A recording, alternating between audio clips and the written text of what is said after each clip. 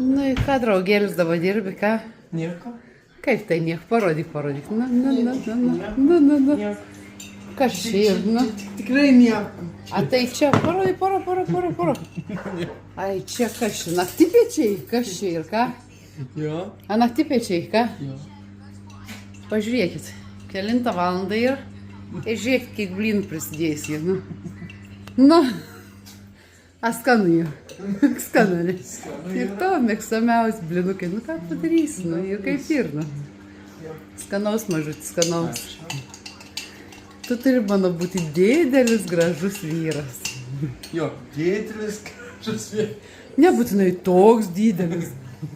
Didelis, va taip parodys, va toks didelis. Anyway, jau esi didesnis už mamytę. Tai va, matot, taip ir gyvenam. Tik spėjom išeiti, pareiti iš pasivaikščiojimo, nu ir ką, šitai va, mano mažylis savo. Blinukus kapoja. Tai va, tokios tokelytės, nu ką daugiau nieko.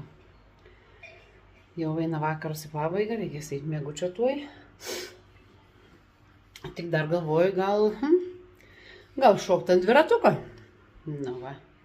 Žinot ką, ko gero taip ir padarysim. Einam šokim dar ant dviračių, dabar prasijėm. Kaip čia mes prasijėm, tuoj pasakysiu. Na, panašiai padarom 3000 žingsniukų. Tai va dabar einam šokti ant dviratuko. Ne? Aš galvoju, kad reikėtų šokti ant dviratuko ir prasiminti truputėlį. Gerai tada, iki greito. Susitiksim ant dviračio tuoj.